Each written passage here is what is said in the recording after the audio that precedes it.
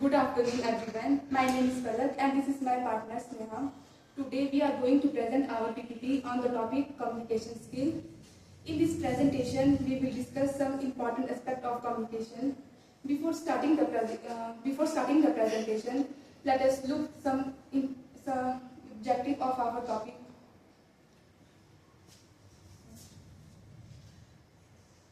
In this presentation, we will discuss what is communication and types of communication, list and overcome the barrier in a communication process, practice active listening and improving body language, and finally we will discuss conclusion. Now let's move to our first objective, which is what is communication and types of communication. First of all, we will discuss the meaning of communication. Communication is the process of passing information and understanding the same from one person to another through verbal and non-verbal means. In simple words, communication means exchange information, idea, feeling with other person.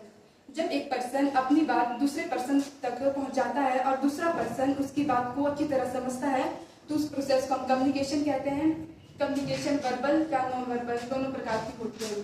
So this is the meaning of communication. Now let move the type of communication.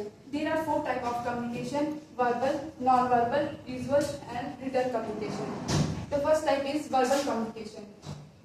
It means use a strong and confident speaking voice, use active listening, avoid filler words, avoid industry jargon when appropriate.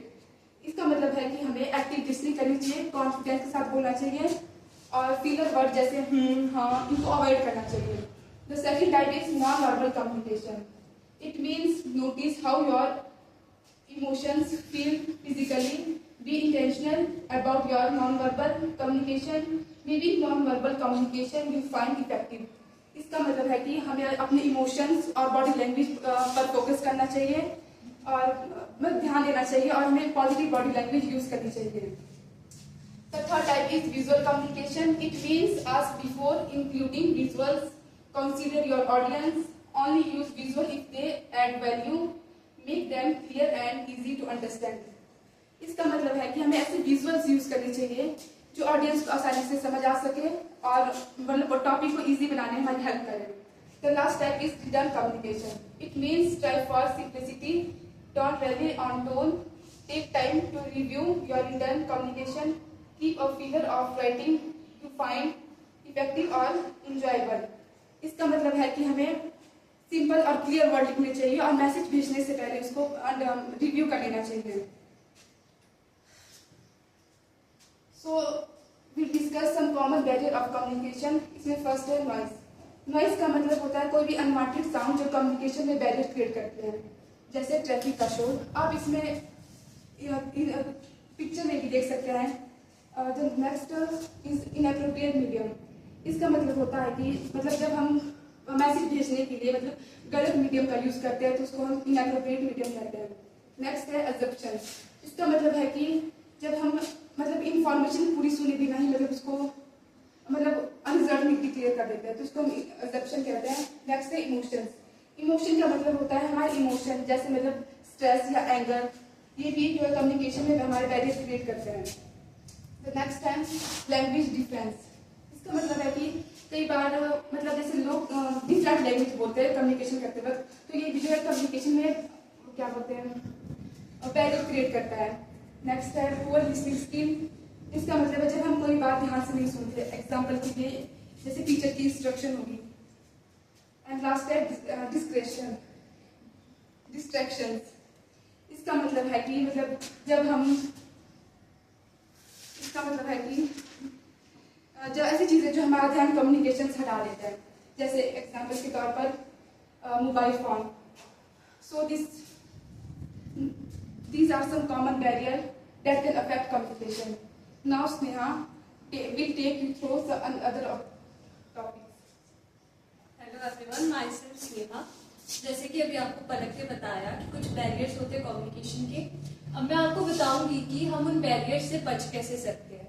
तो first point है हमारे पास कि checking whether it is a good time and place to communicate with the person. हमें देखना है कि ये गुड टाइम है या फिर प्लेस है कम्युनिकेट करने के लिए पर्सन से। फिर being clear and using language that the person understands। हमें क्लियर रहना है अपनी तरफ से और ऐसी लैंग्वेज यूज करनी है जो हम अगला बंदा समझ भी सके। And next, communicating one thing at a time. एक टाइम पे एक ही चीज से कम्युनिकेट करना है। Communicating in a location that is free of distraction. ऐसी लोकेशन देखनी है जहाँ पे कोई भी डिस्ट्रैक्शन ना हो, जैसे कि नॉइस होती है, गाड़ियों के हॉर्न्स होते हैं या फिर कोई भी दूसरी distraction. Now I will tell you about how we can practice active listening. First is eliminate distraction. जो भी डिस्ट्रैक्शन होती है, जैसे कि हम कहीं पे बैठे हैं और वहां पे बहुत ज्यादा आवाज आ रही है, हॉर्न की आ रही है, या फिर कोई भी बाहर बच्चे खेल रहे तो बहुत ज्यादा आवाज आ रही है, तो हमें वहां से मूव कर जाना है और किसी ऐसी प्लेस पे जाना है जहाँ पे कोई भी डिस्ट्रैक्शन ना हो। Second, use non verbal cues या फिर यूज पॉजिटिव बॉडी लैंग्वेज। हमें पॉजिटिव बॉडी लैंग्वेज यूज करनी है और नॉन वर्बल क्यूज को यूज करना है। जैसे कि यहाँ पे ये लोग कर रहे हैं, ये इन्हें बॉडी लैंग्वेज के थ्रू अपनी बात को बता रहे हैं, तो उसी तरह से हम भी एक्टिव लिसनिंग को प्रैक्टिस कर सकते हैं। Third is pay attention. जब हम किसी से बात कर रहे हैं तो हमें अटेंशन देनी है। ये नहीं है कि हम कहीं और देख रहे हैं और कानों से उनकी बात सुन रहे हैं। फोर्थ, शेयर और प्रोवाइड फीडबैक। जब कोई हमें कुछ बता रहा है तो हमें उसकी फीडबैक भी उन्हें देनी है कि हाँ, ये बात अगर कोई हमें किसी टॉपिक पे बता रहे हैं तो हम उसके बारे में और भी बता सकते हैं कि हाँ, ये ऐसा हो सकता है, हम ऐसा कर सकते हैं। एंड फिफ्थ, अवॉइड इंटरप्टिंग और जजिंग। हमें अवॉइड करना है जजिंग को और इंटरप्टिंग को। मतलब कोई हमें कुछ बता रहा है तो हम उसके बीच में उन्हें टोके ना, या फिर हम उन्हें उस बात के ऊपर जज ना करें। Now, improving body language tips. हम अपनी बॉडी लैंग्वेज को इम्प्रूव कैसे कर सकते हैं? First is practice self awareness. Self awareness को प्रैक्टिस करना है कि किन किन चीजों से हमें अवेयर रहना है। And use proper posture. एक प्रॉपर पोस्चर को यूज करना है। जैसे यहाँ पे ये इमेज है जिसमें हमें बताया गया है कि this is a wrong body posture and this is also wrong body posture. We can sit like this when we communicate with others. Okay? And the third is make eye contact. When we talk to others, we have to make an eye contact like this. अगर हम बात करते हुए कहीं इधर उधर देखेंगे, eye contact नहीं करेंगे, तो वो एक डिस्ट्रैक्शन भी पैदा करता है और अगले को भी ऐसा लगता है कि we are not interested to talk with them. And the fourth is use your hands. When we communicate with others, हमें अपने हाथों का भी यूज करना है ताकि जो हमारी बात सुन रहा है उनको और अच्छे से समझ आए। And fifth, face the person you are speaking with. हम जिस इंसान से बात कर रहे हैं हमें उसकी तरफ फेस करके बात करना है। अगर हम उनकी तरफ फेस नहीं करेंगे, हम इधर उधर देखते रहेंगे, तो वही होएगा कि उनको लगेगा ये मेरी बात नहीं सुन रहा है, तो मेरे बोलने का कोई फायदा ही नहीं है। Now the conclusion. Communication skills are essential for success in both person and professional settings. Communication skills हमारे लिए बहुत important है, essential है success के लिए एक personal और professional settings में। By developing these skills, individual can enhance collaboration and reduce misunderstandings.